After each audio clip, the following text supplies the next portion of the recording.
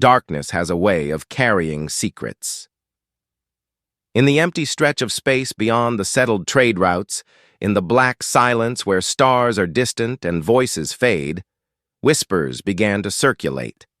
They weren't transmitted on any official channel, nor carried by any merchant fleet. They spread in hushed tones, passed from crew to crew, from station drifter to long-haul navigator, the kind of story that grows teeth the more it's retold. The tale was simple yet terrifying. A human ship had been sighted in the Forbidden Zone. No beacon, no registry, no official sanction, just a lone vessel drifting where no human ship should ever exist. Some said it was a myth, a sailor's trick, to scare the young. Others swore they'd heard it themselves, the ghostly ping of human tech echoing across the dark frontier. The Forbidden Zone was not a place people spoke about lightly. It wasn't marked on charts for trade or mining. It was the place you only saw in thick black lines on old maps, always accompanied by warnings written in the cold language of bureaucrats. Restricted. Quarantined. Do not enter. And yet, the true reason for its ban was never openly stated.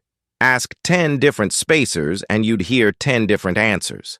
Some claimed the zone was a graveyard of ancient wars, littered with debris too dangerous to approach.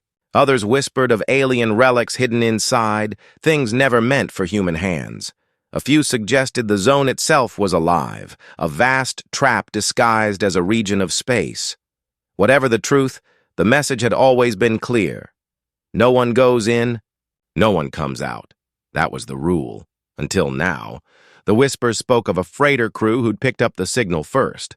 They'd been skirting the edge of the zone, their engines burning hot to avoid trouble, when the sound had come through. A steady rhythm, unmistakably human. The story goes that the crew argued, some insisting it was a trick, others claiming it was an SOS. But the strangest detail was that the signal carried no distress code. It wasn't a call for help. It was just there, repeating, waiting, as if whoever sent it knew someone would come close enough to listen. For humans, the idea was both terrifying and magnetic.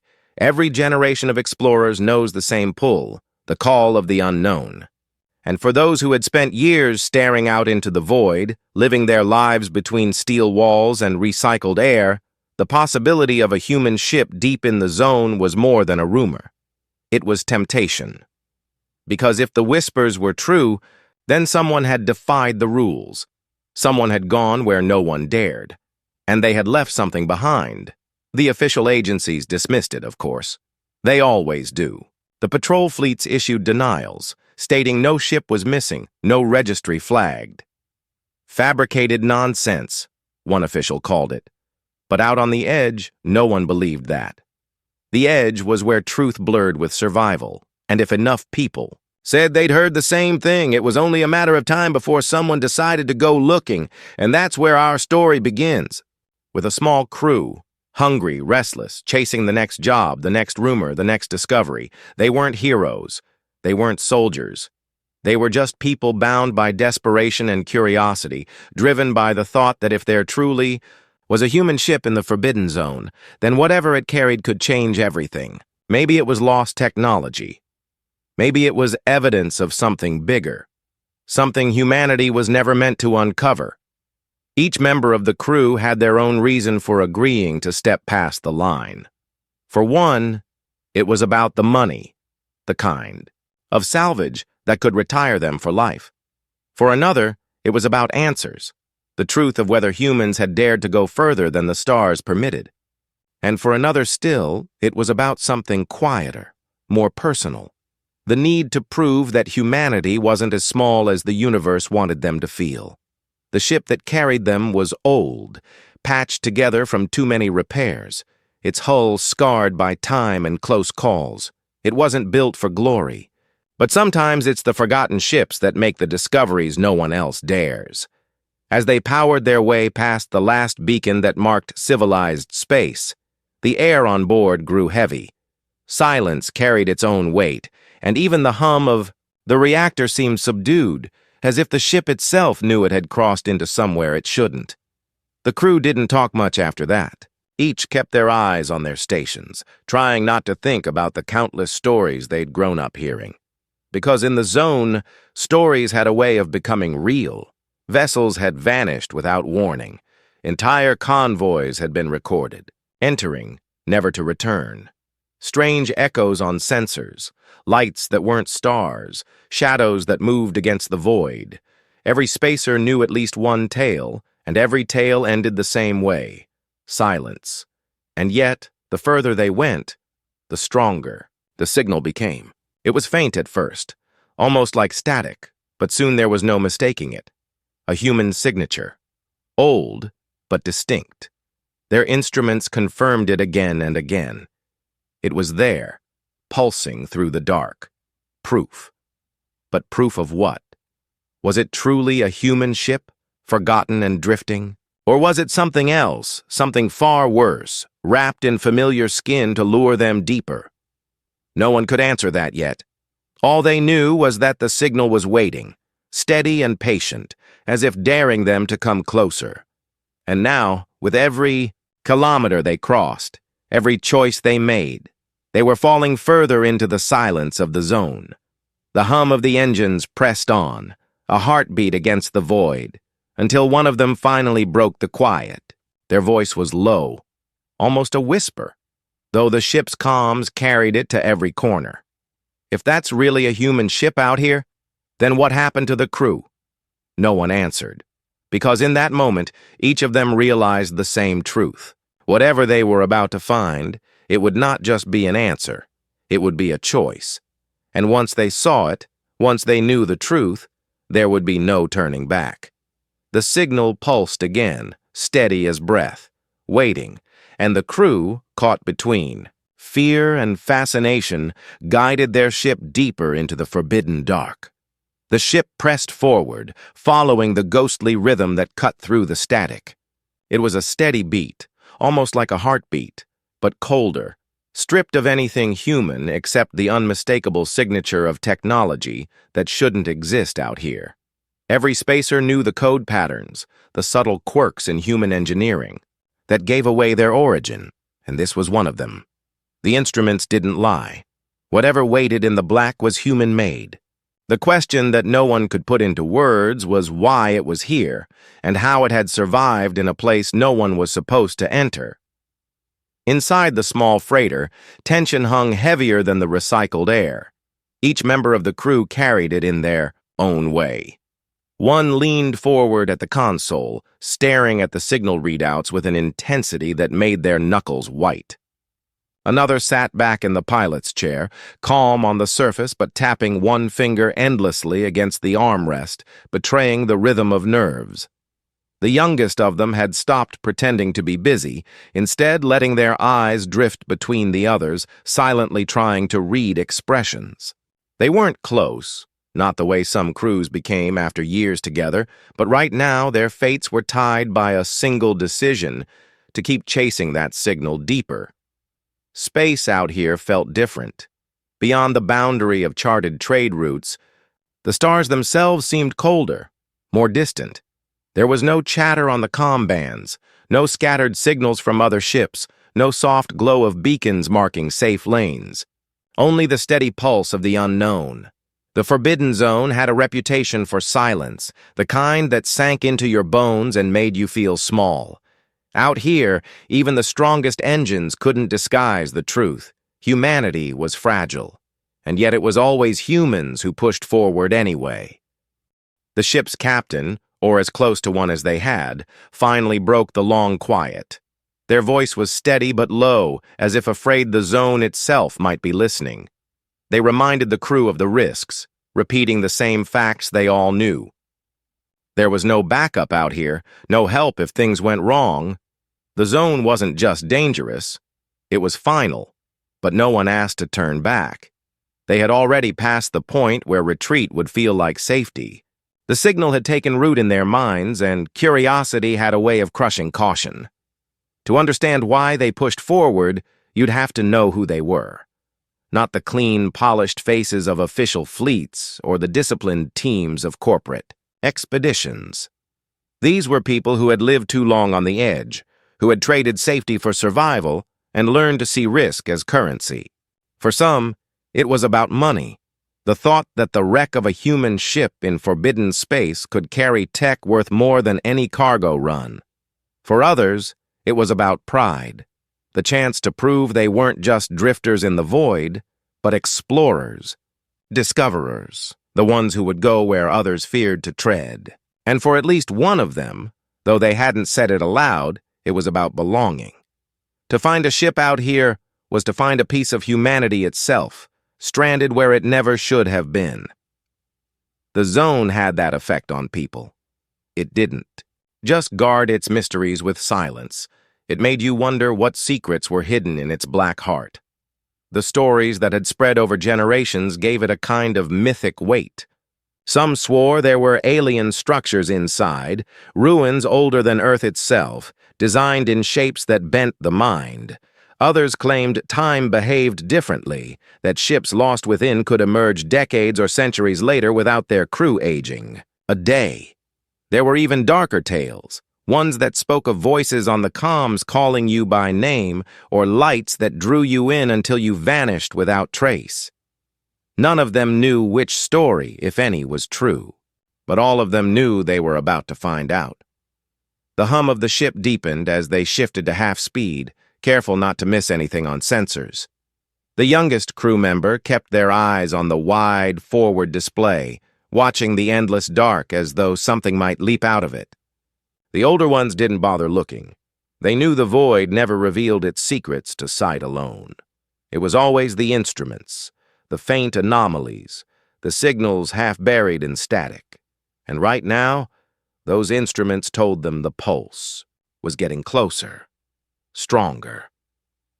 Hours passed, though it felt like days. Out here, time seemed to stretch, warped by the absence of familiar markers.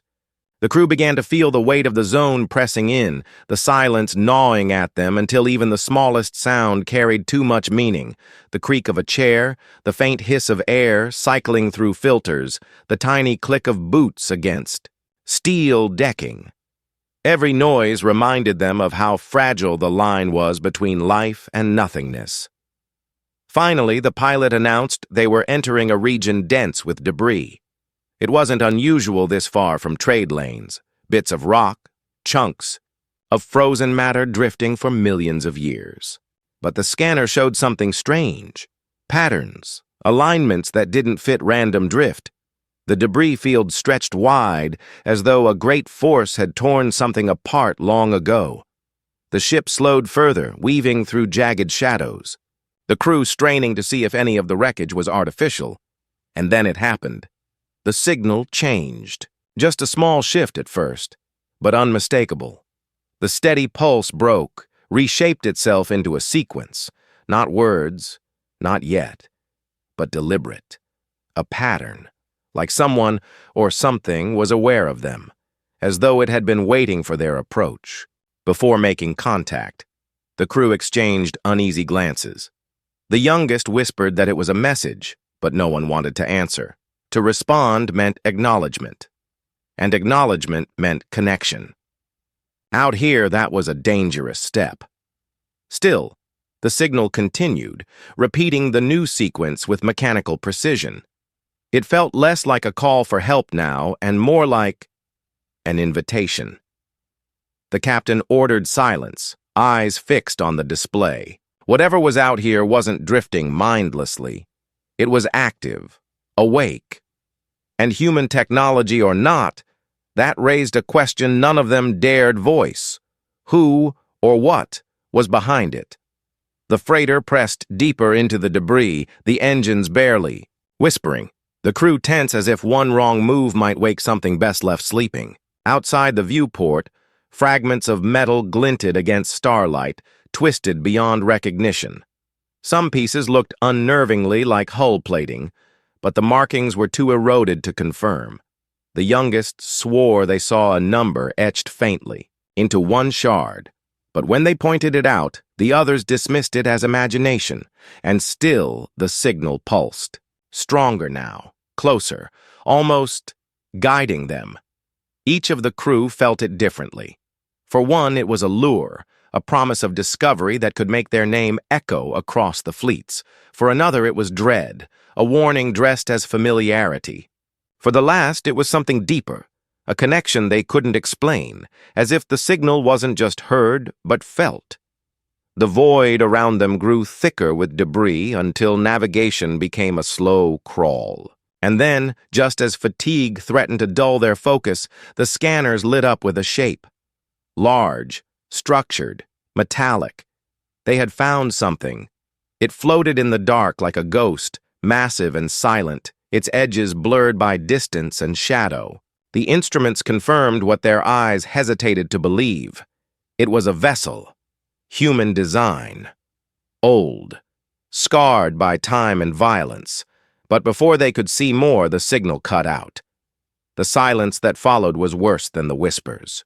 Worse than the endless pulse. Because in that silence, every one of them understood the same truth. Whatever they had found wasn't just waiting for them. It had been listening, and it had chosen this moment to go quiet. The shape hung in the dark, too large to ignore, too human to mistake. It loomed just beyond the drifting haze of debris, its hull scarred and jagged, sections bent at impossible angles, as though the ship had been torn apart by hands larger than any machine. The scanners traced its outline with thin lines of data, confirming what their eyes already knew. It was a human vessel. Old, yes, but unmistakably human. The crew sat frozen in silence, staring at the display, each of them caught between awe and fear. The pilot whispered that the ship wasn't on any registry. The computer confirmed it. No name, no record, no official trace. It was as if this vessel had never existed in the first place. Yet here it was, floating in forbidden space, abandoned but intact enough to be recognized. The youngest leaned closer to the screen, almost pressing against it, their voice trembling with both excitement and dread. They said the words no one else wanted to admit. "We've found it."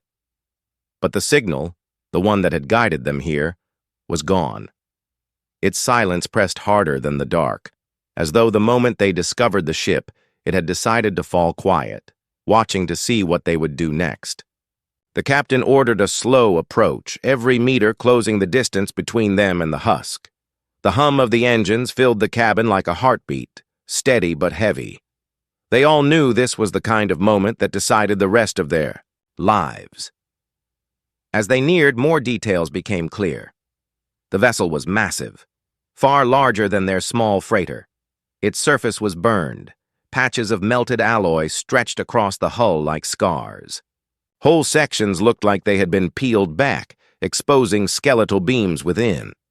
But some areas were strangely untouched, pristine, as though time itself had skipped over them. The contrast made no sense, and that strangeness unsettled everyone on board. The crew began to argue in hushed tones. The pilot wanted to pull away, to mark the coordinates and sell the information to someone better equipped. The youngest insisted they had to go closer, to find proof of who had built it and why it was here. Another suggested it could be a trap, that something might be using the ship as bait. They all remembered the shift in the signal, how it had changed the moment they entered the debris field, as if responding directly to them.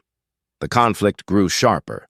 Each of them had their own reasons for being there, and those reasons now collided. For one, this was survival, a payday unlike any other, a chance to escape the endless grind of hauling cargo and fixing engines with scraps.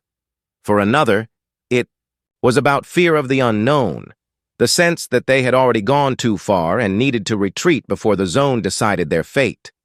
And for the last, it was something quieter, harder to explain. A need to understand, to uncover the truth, even if it was dangerous, even if it came at a cost.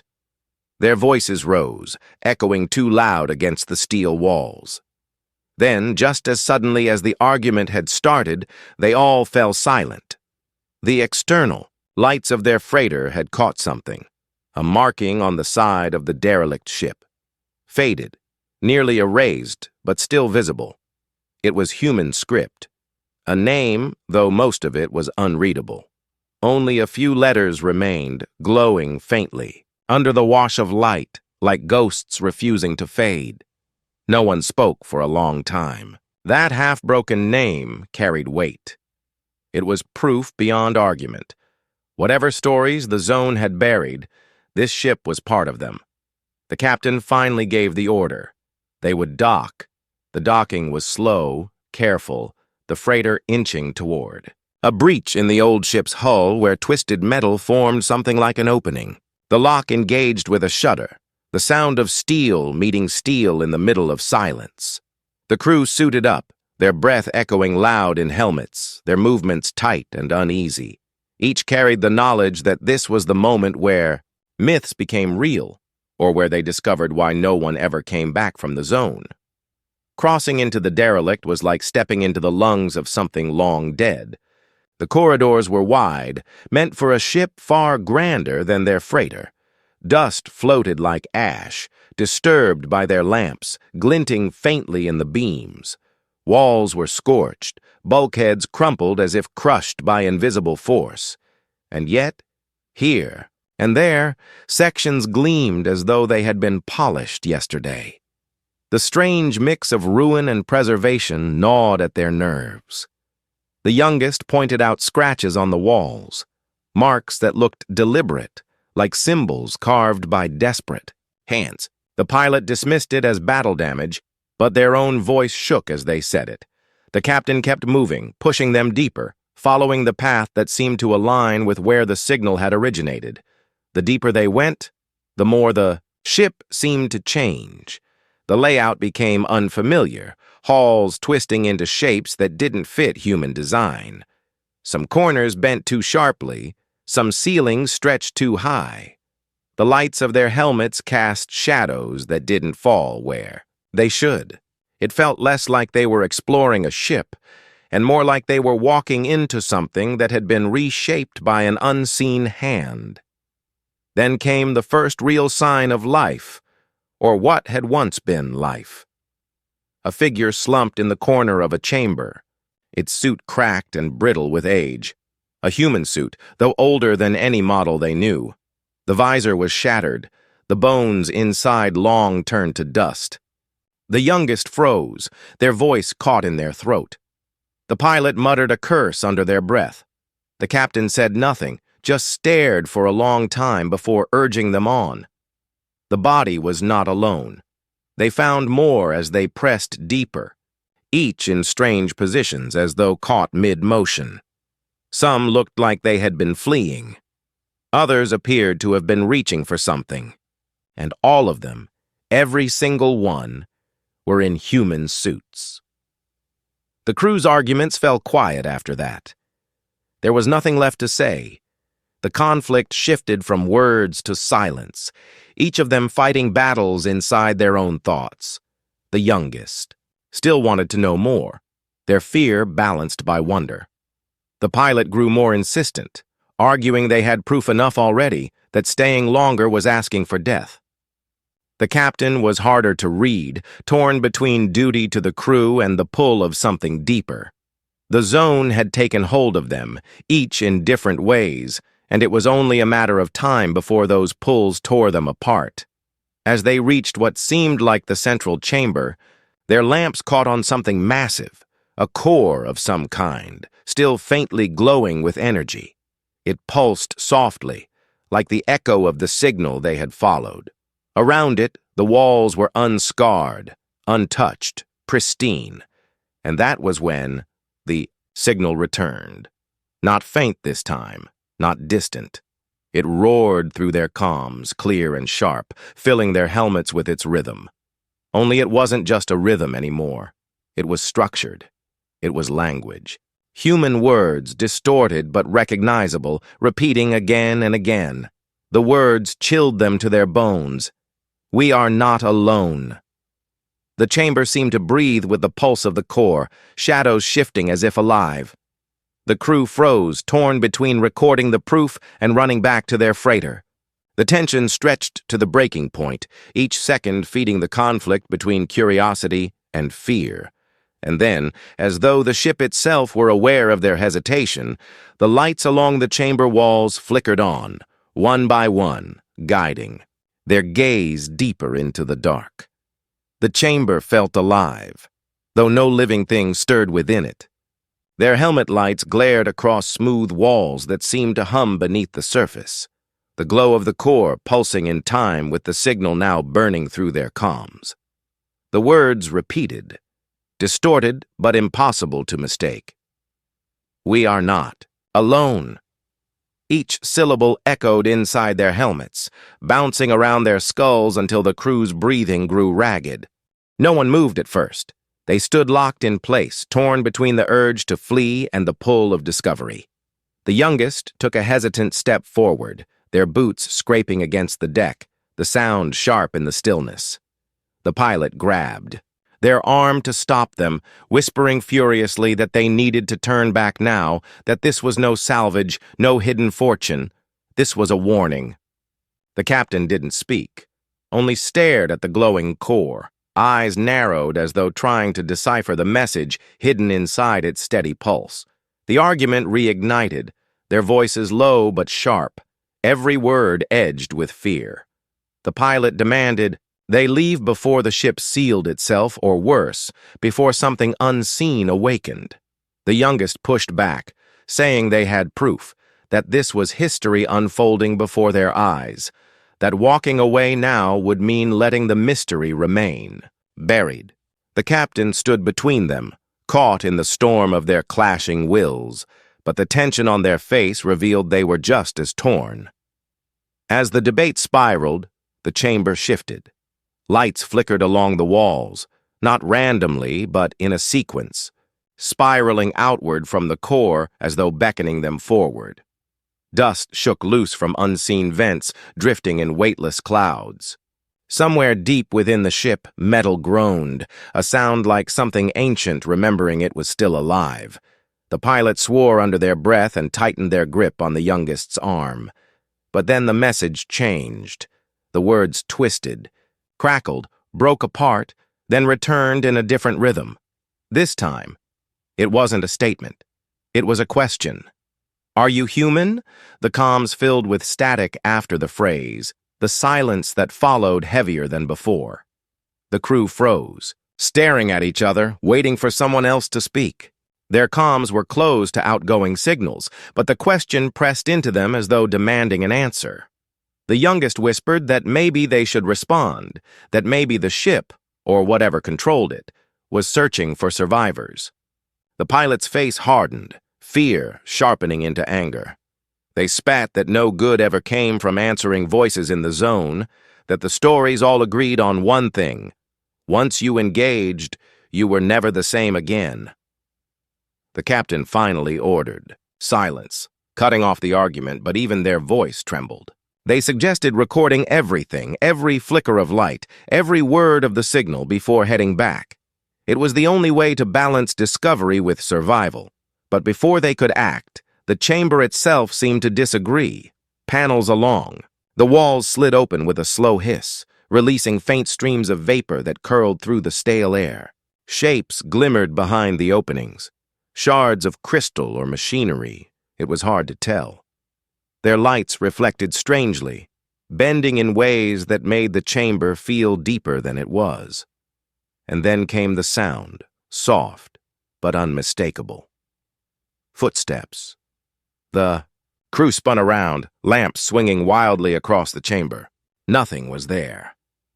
Only the sound, echoing, closing in, as if someone or many were walking just out of sight. The pilot raised their hand instinctively, as if expecting to ward off whatever was coming. The youngest backed closer to the captain, their wide eyes darting from shadow to shadow. The footsteps faded as suddenly as they had begun, leaving only the low thrum of the core. But the silence that followed was worse, full of expectation. Then the words returned, clear as breath. "Answer." The ray Demand echoed so strongly it felt like it had bypassed the comms altogether, lodging itself directly inside their minds. The youngest shook their head, whispering that maybe it was human, maybe some remnant of the crew still alive, waiting to be acknowledged. The pilot snapped back, insisting it was a trick, that the zone was using familiar sounds to lure them, deeper. The captain, still silent, stared into the core, as if searching for the truth hidden in its glow. They stood locked in the standoff until the walls themselves began to shift. Panels rearranged, folding back, reshaping the chamber into a narrow corridor that led deeper into the ship. Lights lit the path, one after another, like breadcrumbs left behind for them to follow. The invitation was clear. The captain gave the E order before anyone could object. They would go further in, but cautiously, recording everything. The pilot protested, but when the youngest immediately followed the captain, they had no choice but to move too. The path led them down winding halls that twisted in impossible ways, the architecture blending human design with something alien. Symbols etched into the walls glowed faintly, too faint to understand but strong enough to hint at purpose. As they moved, the whispers began. Not in their comms, but in the spaces around them, soft voices speaking words they couldn't quite catch. Sometimes the voices sounded human, other times like echoes of something stranger. The youngest clutched their recorder tighter, desperate to capture it all. The pilot's hands shook as they kept their lamp pointed ahead, every nerve screaming for them to turn back. The captain pressed on, though their breath was heavier now, their steps less certain. Finally, the corridor opened into another vast chamber. This one was different, lined with rows of pods, hundreds of them, stacked high against the walls. Their surfaces were clouded but intact, faint frost still clinging to the glass. The crew froze, realization washing over them. These weren't machines. They were cryopods. The youngest rushed forward, brushing frost from one of the panels. Inside was a figure. Human. Motionless. The suit looked old, older even than the bones they had seen earlier, but the body was whole. Dozens more surrounded them, all in the same state, preserved in the cold silence. The pilot pulled the youngest back, voice sharp with panic. This was wrong. If these people had been here all this time, then what had happened to them? Why hadn't they woken? And what was powering the pods now, after so many years in the dark? As if in answer, the core's signal returned, louder than ever, filling every corner of the chamber. The words came through again, but this time different. "We are waiting." The pods began to hum, faint lights flickering along their surfaces. The crew staggered back, fear rising to a breaking point. The youngest cried out that maybe they were survivors, maybe they could still be saved. The pilot snapped that this wasn't survival, this was something else, something they had no right to touch. The captain tried to steady their voices, reminding them to focus, but even they couldn't hide the tremor in their words. Because, deep down, all three of them knew what this moment meant. They weren't just uncovering the ruins of a lost ship. They were standing at the edge of something larger, something alive, something that had been waiting in the forbidden zone for longer than anyone could guess. The hum of the pods grew louder, the frost beginning to crack. The signal pulsed faster, no longer patient but urgent, demanding. The walls shook as if the ship itself was waking, the groans of metal echoing through the chamber, and then the words returned, sharp as knives, cutting through the rising storm. Choose. The crew froze. Choose what? Choose to answer. Choose to stay. Choose to awaken whatever waited inside those pods? The meaning was unclear, but the pressure was undeniable. The forbidden zone had drawn them in, and now it demanded a decision. The lights flared, the hum built to a roar, and the pods began to open. The hiss of pressurized air filled the chamber as the first pod cracked open. Frost spilled out in ghostly ribbons, curling across the floor in thin, white streams. The crew stumbled back, their lights jittering across the rows of pods as more began to groan, lids shuddering against ancient seals. The sound was unbearable in the silence, like 100 coffins trying to open at once. The youngest clutched their recorder tightly to their chest, their breathing sharp and uneven. The pilots swore under their breath, their hand trembling against the grip of their tool as if it were a weapon. The captain raised a gloved hand for silence, though their own body was tense, every muscle braced for whatever would emerge. The first lid slid free, dropping with a hollow clang that echoed through the chamber. Inside, the figure twitched. Not alive in the way they hoped, but not entirely dead either. Its body shifted unnaturally, muscles jerking in strange patterns, as though it were trying to remember how to move after too long in stillness. Its helmeted head tilted upward, glass fogged from the sudden release.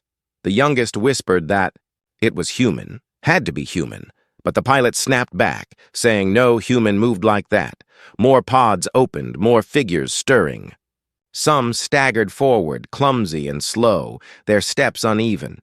Others remained still, their suits rigid with frost. But all of them seemed tethered to the same rhythm, their movements syncing faintly with the pulse of the core. It wasn't life. It wasn't death. It was something caught in between. The signal blared again, loud and sharp, drowning out their thoughts. "Choose!" The captain finally shouted for retreat. They had seen enough, more than enough. But as they turned, the corridor they had entered through was gone. The walls had shifted again, sealing them inside with the awakening pods. The lights overhead flickered violently, shadows jumping across the chamber like things alive. The youngest cried out that maybe the ship itself was alive, that it was controlling what they saw, reshaping itself. The pilot spat back that this was why the zone was forbidden, that humanity had no business here. Their voices clashed, their fear boiling over into raw panic. The captain forced them quiet, though their own voice shook. They told them to hold formation, to focus on surviving. But survival felt thin here, fragile, almost laughable. And then the second twist revealed itself. The figures in the pods weren't strangers. As the frost cleared from their visors, faces became visible. Human faces, familiar faces. The youngest gasped so loudly it hurt the comms. They recognized one of them. Not a person they knew personally, but someone they had seen before. Long, Ago, in training manuals and history logs. The face belonged to a pilot listed as missing more than a century ago, a ghost from Earth's archives. The pilot swore again, louder this time. They recognized another face, too, an officer whose disappearance had sparked one of the earliest rumors about the zone. These weren't just survivors. They were the missing. All of them. The realization hit like a blow. The Forbidden Zone wasn't just a graveyard. It was a collector. Every human ship that vanished here, every crew that never returned, this was where they ended up, preserved, stored, waiting. The youngest staggered back, shaking their head. Their voice cracked as they said it wasn't possible that no one could survive this long. The pilot barked that they weren't alive, not in any way that mattered. The captain stared at the rows of pods, their jaw clenched tight, unable to deny what they were seeing. The chamber shook as the signal roared louder, words now pounding through their skulls, no longer distorted. You are part of us. Become part of us. Choose! The awakened figures turned their heads toward the crew in unison, their movements jerky but deliberate. Their visors glowed faintly now, the same glow as the core pulsing behind them. It was clear they were connected, linked, controlled by something deeper within the ship, something older than their understanding. The crew backed away until their helmets pressed together, their lights quivering across the chamber. The youngest whispered desperately that maybe they could help them, maybe break whatever held them here. The pilot's voice cracked with fear as they insisted these weren't people anymore, just shells being used. The captain said nothing, but their hand tightened into a fist, the conflict tearing through their silence. More pods hissed open, more figures stepping forward. The chamber filled with the sound of movement, uneven but unstoppable. The signal's demand rang again and again, hammering into their skulls until their thoughts fractured. Choose! Choose! Choose! The pilot made the choice first. They grabbed the youngest's arm, pulling them toward the far wall, searching desperately for an exit, for any path the ship might have opened. But the walls remained smooth, sealed, as though the vessel itself was watching them struggle, waiting to see what decision they would make. The youngest tore free, shouting that running wasn't the answer, that if they ran, they'd end up just like the bodies they had seen earlier, frozen in corners, reaching for nothing. The pilot shouted back that staying meant being taken, absorbed, erased. Their argument erupted in the chamber, echoing against the steel walls, growing louder than the hiss of opening pods. The captain finally cut them both off with a single word, their voice sharp and commanding. But before they could issue any order, the figures began to move faster. Their limbs straightened, their steps gained rhythm. It was as though the longer they were awake, the stronger they became. And with that strength came intent. They began to close in, slowly, methodically, forming a circle. The captain raised their light higher, pointing it at the core. Their eyes locked on its steady pulse, on the way its glow seemed to guide the figure's every move. They whispered, under their breath, that the core wasn't just powering the ship, it was commanding it. The pilot heard and cursed, saying if that was true, destroying it might be the only way out. The youngest screamed in protest, insisting it could kill whatever. Humanity was still left inside those pods. The conflict reached a breaking point. One path meant survival through destruction. The other meant risking everything for answers, for mercy. The weight of it pressed down harder than the zone itself. And then the ship shifted again. A panel slid open on the far wall, revealing a narrow path, dark and unlit, stretching deeper into the vessel. The figures stopped moving. They froze, heads turning in unison toward the crew, waiting. The message changed again, sharp and direct. To stay is to join. To go is to see. Choose. The youngest took a step toward the open corridor, their eyes burning with determination. The pilot reached for their arm again, voice breaking as they pleaded not to be dragged further into this nightmare. The captain stood rooted, torn between their crew, their survival, and the truth that pulsed in the walls around them. The pods continued to open. The chamber filled with the sound of awakening. The figures closed the circle tighter. The hum of the core reached a deafening roar. The captain finally raised their hand, about to speak the decision that would change everything. And in that instant, the lights went out. Darkness swallowed the chamber whole. The hum of the core vanished. The hiss of opening pods ceased. Even the pounding message in their heads cut off, leaving only the sound of their own ragged breathing inside their helmets. For the first time since entering the Forbidden Zone, there was true silence. Deep, suffocating silence. The crew froze, each of them straining to listen, waiting for the next movement, the next signal, the next demand. Nothing came. Then slowly, the faintest glow returned, not from the core, but from the visors of the awakened figures. One by one, they flared to life like ghostly lanterns in the black. Dozens of them, hundreds. Their eyes, if they could still be called eyes, burned with the same steady pulse as before.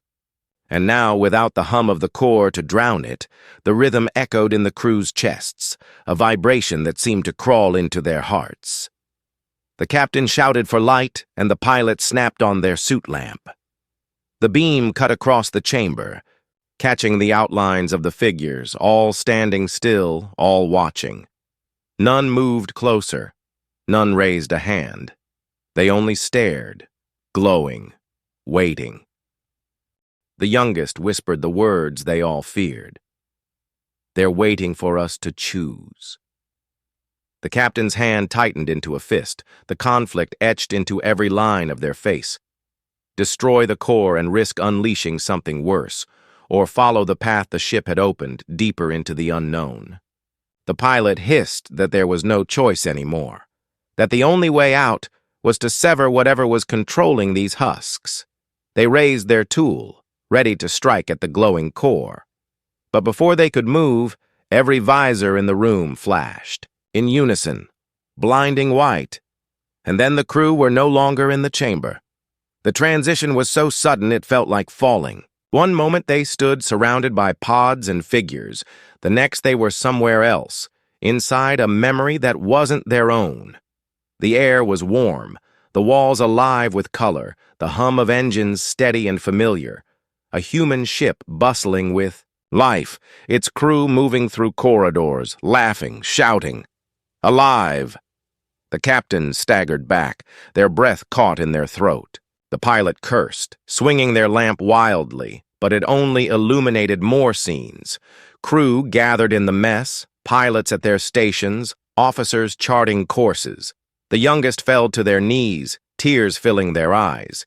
They whispered the realization. "It's showing us what it was." And then the vision changed. Sirens blared, the ship shook. Lights flickered red as alarms echoed through the halls. Crew members ran, shouting orders, strapping into stations. Something unseen hammered at the vessel from the outside.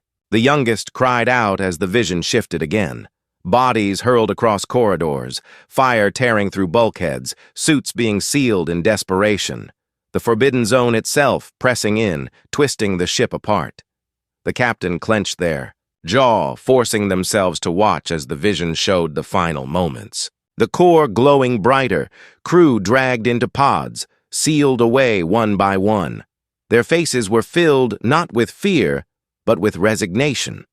They weren't running, they were preparing for something beyond death. The vision snapped back, and the crew stood once more in the chamber. The figures in the pods stood still, glowing faintly, waiting. And the signal returned, but softer now, almost pleading. "We endure. Join us, or end us." The conflict reached its peak. The pilot lifted their tool again, determined to sever the core and escape this nightmare. The youngest stepped in front of them, blocking the strike, their voice breaking as they argued that ending it meant killing what little remained of humanity's lost explorers. The captain stood between them both, their decision hanging like a blade over the chamber. Then the twist revealed itself. The visors of the figures nearest to them flickered again, but this time, instead of glowing white, they displayed faces. Human faces. Not the lost ones anymore. Theirs, the captains, the pilots, the youngest's. Their own faces stared back at them, twisted with frost, preserved behind glass as though they had already been taken. The pilot dropped their tool, their hands shaking violently. The youngest sobbed, stumbling back against the wall. The captain's eyes widened as the truth slammed into them. This wasn't just about salvaging the past. The ship was trying to claim the present. Every crew that entered the zone became part of it. Their memories, their faces, their lives folded into the endless collection. That was the true purpose of the Forbidden Zone. It wasn't a graveyard. It was assimilation. The core pulsed again, violent now, the chamber trembling with its force. Choose. The word hammered into their skulls with finality. To strike it down meant ending not just the husks before them, but every remnant of humanity preserved within. To refuse meant surrendering themselves, joining the endless cycle, becoming part of the ship's memory forever. The captain finally raised their hand. For a moment, it looked as if they would order destruction, their gaze locked on the core. But then they looked at the faces in the visors, at their own reflections staring back at them, already claimed. Their voice broke as they whispered, "No one should be trapped like this." With a cry, they lunged forward, wrenching the pilot's tool from the floor and driving it straight into the heart of the core. The chamber erupted in light. The figures convulsed, their visors shattering in bursts of white. The pods cracked, open all at once, releasing storms of frost and shards of glass. The signal screamed, a sound so loud it tore through their helmets and rattled their bones. The walls shook violently, panels crashing down, the floor splitting beneath their boots.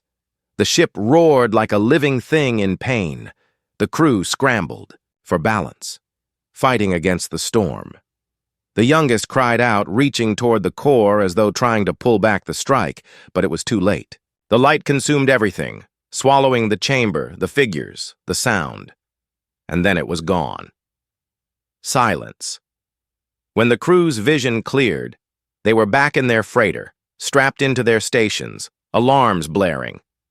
The forbidden zone lay, outside their viewport, silent and still. Behind them, the massive derelict was collapsing in on itself, sections folding inward like a dying star. And then, in a burst of light, it was gone, vanished into nothing.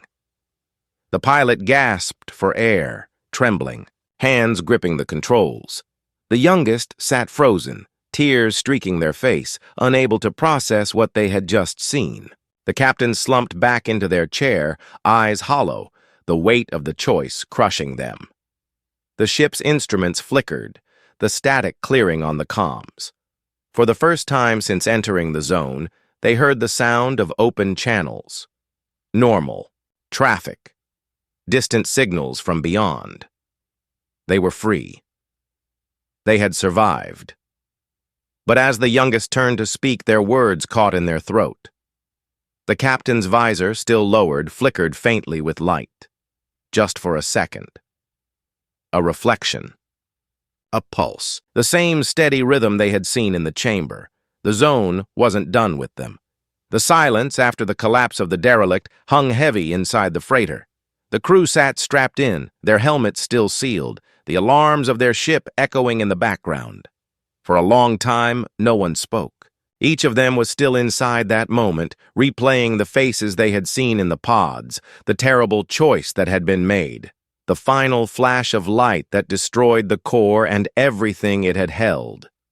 The forbidden zone outside looked empty. Again, its endless black no different from the void they had crossed 100 times before. But they all knew better now.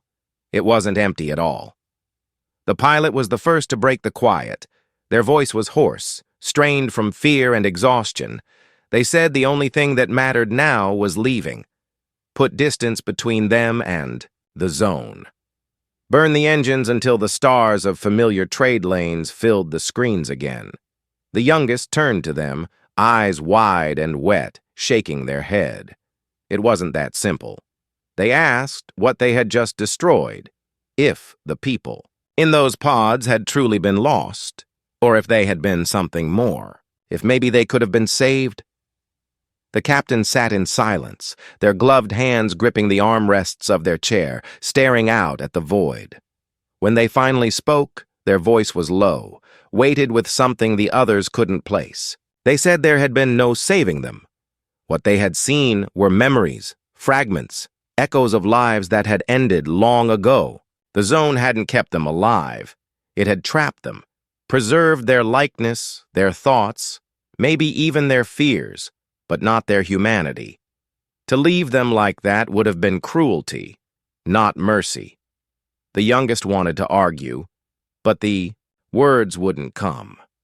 Deep down, they knew the captain was right, but the ache in their chest refused to fade. It wasn't just about the lost explorers in those pods. It was about what the zone had shown them. Their own faces reflected back, preserved like the others, as if their futures had already been claimed. The image haunted them, sharper than any nightmare. The pilot focused on their work, guiding the freighter's systems back into balance, shaking hands, tightening on the controls. They didn't want to think about faces in pods or choices that couldn't be undone. All they wanted was escape. To put the forbidden zone behind them and never hear its name again. The captain let them work, silent, lost in thought, their visor lowered just slightly, hiding their eyes. As the freighter crawled free of the debris field, the stars seemed to brighten. The sensors lit up with distant traffic, faint but steady, signals of human life outside the zone. For the first time since crossing the boundary, they weren't alone. Relief washed through the cabin in uneven waves, though it didn't erase the weight pressing on all of them. They had survived, but survival wasn't the same as freedom. Hours passed. No signal returned. No voices echoed in their helmets. The ship systems ran smooth, the hum of the reactor steady, almost comforting. And yet, the memory of the core's demand still lingered. Choose. The word had followed them out, stitched into their thoughts. The pilot drowned it out with focus. The youngest whispered to themselves as if to smother it. But the captain carried it in silence, their visor still, faintly flickering whenever the cabin lights dimmed. When they finally spoke again, it wasn't about escape or profit. The captain asked what they would tell others. Would they spread the story, share the proof, warn the fleets about what was buried in the forbidden zone? Or would they stay silent, keep it locked inside, another rumor lost among thousands? The youngest said they had to tell someone that the truth mattered. Humanity deserved to know what the zone really was. The pilot shook their head violently, arguing that telling anyone would only draw more ships, more explorers, more fools willing to risk everything to chase whispers. Silence was safer. Silence was mercy. The argument rose again, sharp but tired, their voices echoing off the steel walls. Finally, the captain ended it with a quiet command. They said the truth would be recorded, stored in the ship's logs but not broadcast. If humanity wanted to uncover the zone, it would not be through their voices, it would be through their choice. The youngest protested, but the captain's tone left no room for debate. The pilot nodded, relieved, and returned to the controls. Freighter cut its path away from the zone, its engines pushing harder as the stars ahead grew familiar. The weight of the silence inside the cabin never eased, though. Each of them carried their own scars from what they had seen. For the youngest, it was the guilt of wondering if they had destroyed something that could have been saved. For the pilot, it was the certainty that they had come closer to death than ever before, and that some dangers should never be spoken of again. And for the captain, it was the flicker in their visor, the faint pulse that had followed them out. A secret they didn't share. Days later, when the freighter finally re-entered known space, the crew expected relief. Stations appeared on their scopes. Human voices filled the comms. Beacons shone bright. But the captain's silence deepened. Their movements grew slower, their words fewer, as though the decision in the chamber had never truly ended. The others noticed, but they didn't ask. Some truths were too heavy to speak. On the day they docked at the first safe harbor, the youngest stood staring out the viewport at the lights of the station. So alive, so human. They whispered that maybe the zone wasn't just a warning. Maybe it was a mirror. A reminder of what humanity risked becoming if it lost itself in silence and fear. The pilot muttered that mirrors didn't matter, only survival did. The captain didn't respond. When the hatch finally opened and the three of them stepped out into the station's air, the pilot breathed deeply, savoring the rush of atmosphere that wasn't recycled. The youngest looked around in wonder, grateful, just to see other faces, real faces, moving with laughter and life. The captain kept their helmet on a moment longer than the others, visor lowered, as if afraid of what might be revealed when it lifted. And when they finally raised it, their eyes met the station's lights. And for the briefest second, the faintest flicker pulsed across the glass. Not strong enough to be noticed, not long enough to be certain. Just a suggestion, a whisper. They said nothing. The crew went their separate ways soon after, bound by a secret they would never share openly. The zone would remain what it had always been, a forbidden place, a rumor, a myth passed in hushed voices. Some would chase it, some would fear it, But only a few would ever know the truth, that the zone didn't just collect ships, it collected choices, and somewhere in the silence between the stars, the pulse waited, because some echoes never fade.